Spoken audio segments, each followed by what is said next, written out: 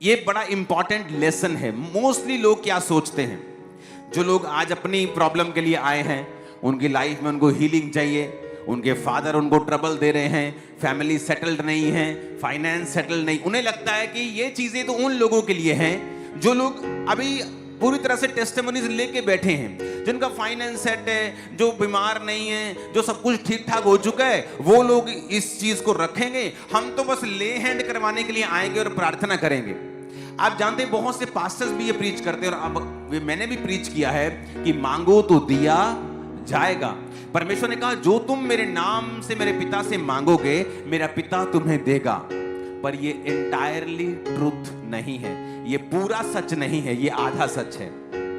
जब आप चर्च को आधा सच परोसते हैं तो चर्च को सुनने में अच्छा लगता है, और जब चर्च को सुनने में अच्छा लगता है वो सुन के चले जाते हैं, लेकिन जब प्रैक्टिकली उस वचन को वो फॉलो करना शुरू करते हैं, उनकी लाइफ में फिर रिजल्ट जब नहीं आता, फिर वो गिरते तो पाप में हैं लेकिन चर्च के मेंबर भी रहते हैं, और पास्टर को लगता है कि वो चर्च आ रहे हैं, everything is going well, but ऐसा नहीं होता है।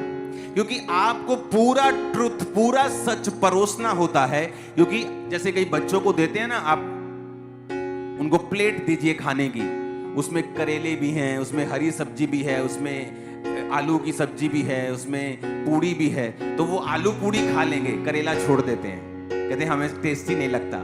लेकिन उन्हें ये नहीं पता कि ये हरी सब्जी उनकी बॉडी के लिए बेनिफिशियल है। तो जब अभी तो मजा आ रहा है, अभी तो खा रहे हैं आलू पूड़ी, लेकिन जब उसके बाद में उनकी बॉडी में गड़बड़ नजर आएगी, इम्बैलेंस होगा, तब फिर वो बहक जाएंगे, शक करने लगेंगे, डाउट में आ जाएंगे कि ऐसा क्यों हो रहा है। क्योंकि आपको पूरा ट्रुथ खाना पड़ेगा। उस पूरे ट्रुथ में कुछ बातें अच्छी भी हैं जो आपकी बॉडी को अच्छी लगेंगी। Wow, ask and you shall receive, वो व्हाट ए वंडरफुल वर्ड, कि मैं मांगूंगा और पाऊंगा। ये है आपका पूड़ी आलू। अगला है ढूंढो तो तुम पाओगे, ये है आपकी हरी सब्जी, जो लोग चाहते नहीं हैं।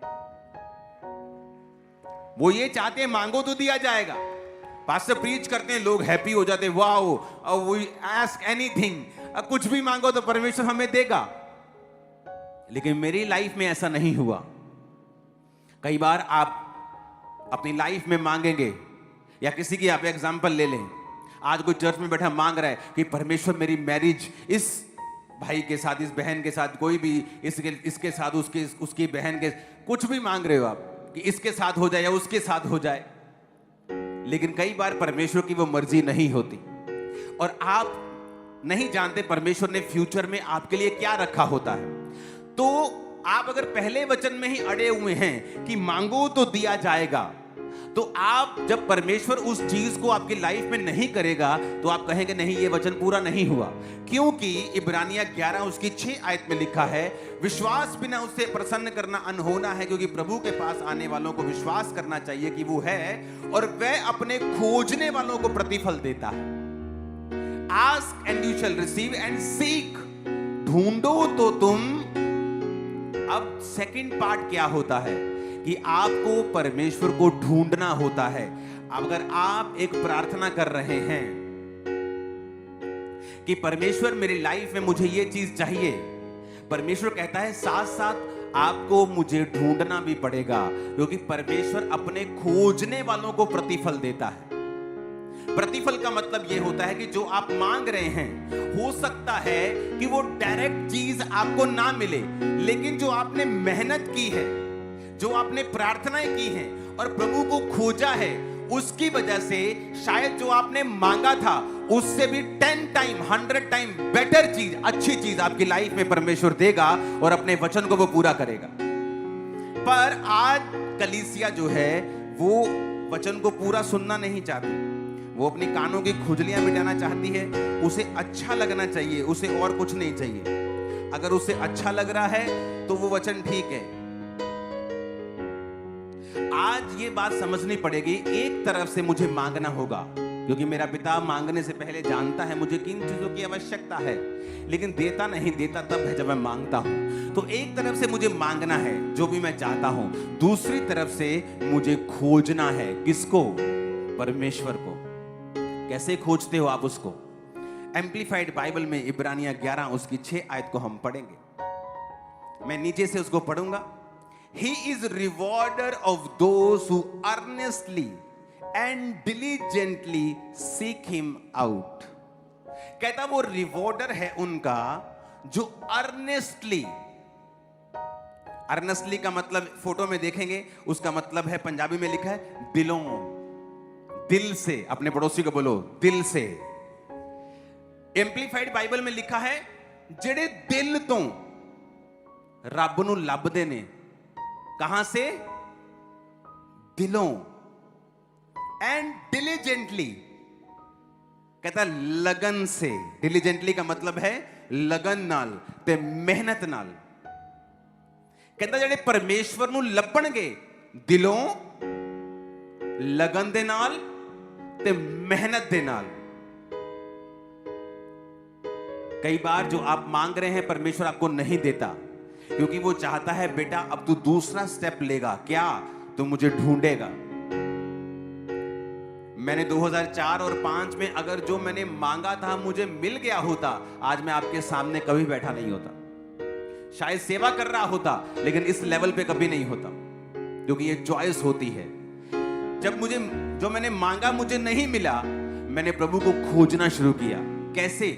मेहनत से। क्या मेहनत की? फास्टिंग, 40 रोजे 5 बजे तक, एक बार खत्म, 2 दिन के बाद ही दूसरे 40 रोजे खत्म, तीसरे 40 रोजे खत्म, चौथे 40, 5वें 40।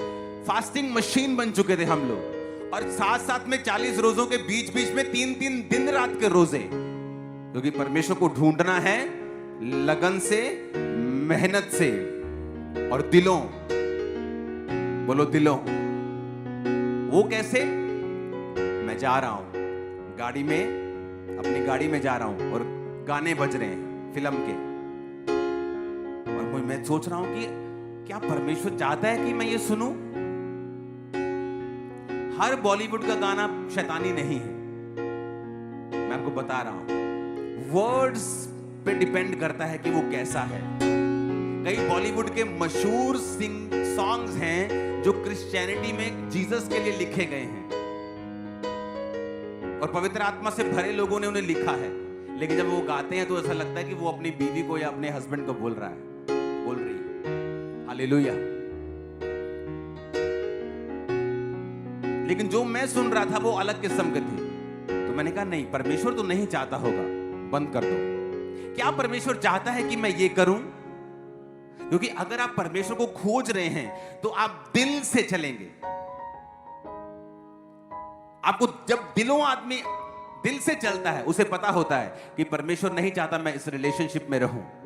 वो चाहता है कि मेरा प्यार सिर्फ परमेश्वर हो। जब तक आपकी शादी नहीं होती, आप सिर्फ परमेश्वर के हैं। दिल से खोजना। ये क्या परमेश्वर चाहता है कि मैं ये इनडायरेक्ट पैसे कमाऊं, चोरी करूं? क्या परमेश्वर ये चाहता है कि मैं अपने काम से चोरी करूं, कामचोर बनूं? क्या परमेश्वर चाहता है? दिल से उसे खोजना, डिलीजेंटली, मेहनत से, अर्नेस्टली, दिल से, लगन के साथ उसे जब हम खोजना शुरू करते हैं तो परमेश्वर हमारी राहों को बदलता है और वो हमें लेके जाता है दिन प्रतिदिन आगे, और फिर हमें वो देता है जो उसने हमारे लिए बेस्ट रखा होता है। क्योंकि ये पहला स्टेप है जो आपको बताया जाता है कि ask anything in my name and you will receive that. ये सच्चाई है, लेकिन कंप्लीट ट्रूथ नहीं है। कंप्लीट है सीक डिलिजेंटली, अर्नेस्टली। किसको? अपने बॉयफ्रेंड को, गर्लफ्रेंड को? नो, कहता गॉड को। सीक हिम आउट, उसे खोजो कहता है। उसकी आदत है छुपना। परमेश्वर जा रहे हैं चलते हुए पानी पर, अपने चेलों के पास से निकल रहे। परमेश्वर नहीं चाहते थे चेले उन्हें देखें, लेकिन जब चेलों ने देख लिया तो परमेश्वर को अपने आप को बताना पड़ा, डरो मत, मैं हूं। वो चेले समझे भूत चल रहा है कोई पानी के ऊपर। तो परमेश्वर की आदत है छुपना। परमेश्वर की आदत है छुपना, छुप के रहना, ताकि इंसान उसे खोजे, इंसान उसको ट्राई करे, उसको खोजे, वो एफर्ट करे डिलीजेंटली, लगन से, मेहनत से, दिल से। ये परमेश्वर का एक आदत है छुपना, अपने आप को छुपा के रखना, ताकि इंसान उसे खोजे। और परमेश्वर ने क्या कहा कि खोज, ढूंढ, तो तू पाएगा। और इब्रानी में कहता है कि मैं अपने खोजने वालों को प्रतिफल देता हूं। मैं उन चीजों में नहीं फंसा। मैं चाहता था प्रभु मुझे तू इस प्रार्थना का उत्तर क्यों नहीं दे रहा है, लेकिन परमेश्वर नहीं दे रहा था। वो नहीं चाहता था ना वो उत्तर दे रहा था। मैंने कहा कोई बात नहीं, खोजते रहे, खोजते रहे। अगर मैं प्रभु को खोज ना रहा होता, या मैं निराश हो जाता या अपनी जिंदगी में गलत स्टेप ले लेता। बहुत से लोग गलत स्टेप ले लेते हैं, शादी में, बिजनेस में, सेवकाई में। वचन कहता है पौलुस एक जगह जा रहा था प्रचार करने के लिए, और जैसे ही वो वहां पे गया, परमेश्वर की आत्मा ने कहा मत जा। अगले शहर गया, परमेश्वर ने कहा मत जा। उसे कैसे परमेश्वर का आत्मा गाइड कर रहा है, क्योंकि वो परमेश्वर को खोज रहा है, साथ साथ प्रार्थना कर रहा है। उसके वचन में पढ़ के देखो, कहता मैं अपने शरीर को मारता कूटता और वश में लेके आता हूं कि जो मैं प्रचार कर रहा हूं उसके विषय में मैं निकम्मा ना ठहरूं। अपने बेटे स्पिरिचुअल संत मिथ्यूस को बता रहा है अपने कैरेक्टर में स्ट्रांग रहना है। जब भी वो पत्रियां लिख रहा है, मोस्टली वो आपके चरित्र और परमेश्वर के साथ आपका संबंध स्ट्रांग हो, इसके विषय में बात कर रहा है। हालेलुया। और कहता नॉक, खटखटाओ तो तुम्हारे लिए खोला जाएगा। खटखटाने का मतलब है नेवर गिव अप। कभी गिव अप मत करो परमेश्वर पर, कभी गिव अप मत करो। अगर उसने अलीशिबा को बूढ़ा कर दिया और बेबी नहीं दिया, लेकिन जब दिया तो वो जीसस का भी गुरु था। बैप्टिज्म दिया जीसस को, और जीसस ने कहा मुझे बपतिस्मा लेना है। यूहन्ना कहता नहीं गुरु, तू मेरा गुरु बन, तू मुझे दे। जीसस ने कहा मैं धार्मिकता को पूरा करूंगा और मैं भी किसी के नीचे रहूंगा। जब परमेश्वर आपको कुछ लेट कर रहा है, वो समथिंग वेरी पेक्यूलियर, बहुत यूनिक और बहुत ग्रेट कुछ आपकी लाइफ में बना रहा है, जो आपको वो देगा। बहुत ग्रेट, जो आप समझ नहीं पा रहे अभी। मांगो, ढूंढो और खटखटाओ। आप मांगो अपनी हीलिंग को। अगर वो नहीं हो रही तो इसका मतलब परमेश्वर एक्सपेक्ट करता है कि आप उसे ढूंढें, क्योंकि अगर वो हर बार आपको मांगने पे देता जाएगा, आप कभी अपने जीवन की कमियों की ओर ध्यान नहीं देंगे। आप कभी नहीं देखेंगे कि क्या कमी, कहां कमी है, क्या मैं करूं। क्योंकि जब मैं मांगने में मिलता नहीं था तो परमेश्वर ने मेरी कमियां दिखाई। तेरी मेहनत कम है, तेरी फास्टिंग कम है, तेरी प्रेयर कम है। फिर मैं उस दिशा की ओर चल पड़ा जहां मुझे लगन से, मेहनत से परमेश्वर को खोजना था। अपनी लाइफ को भी साथ साथ परमेश्वर के साथ चलाना था। हर वो चीज को कट करना था जो परमेश्वर की ओर से नहीं है। हालेलुया। तो ये एक जर्नी है, क्योंकि जब आप मांगते हैं और आपको मिलता नहीं है, तब आपको ये खोजना होगा कि मुझे प्रभु के करीब कैसे जाना है और मुझे अपने जीवन की कमियों को कैसे ठीक करना है कि मैं आगे बढ़ सकूं। नहीं तो फिर लाइफ में कंफ्यूजन रहेगी। आप मांगेंगे, मिलेगा नहीं, और आप बीच में स्टक हो जाएंगे। आप बीच में अड़ जाएंगे आप, क्योंकि अब आपको ये नहीं पता कि मैं मांग रहा हूं पर मुझे मिल नहीं रहा। अब मैं ना आगे जा पा रहा हूं ना पीछे जा पा रहा हूं। अब मैं करूं क्या? क्योंकि आपको सेकंड स्टेप आपको फॉलो करना पड़ेगा। ढूंढो तो तुम पाओगे, क्योंकि परमेश्वर अपने खोजने वालों को प्रतिफल देता है।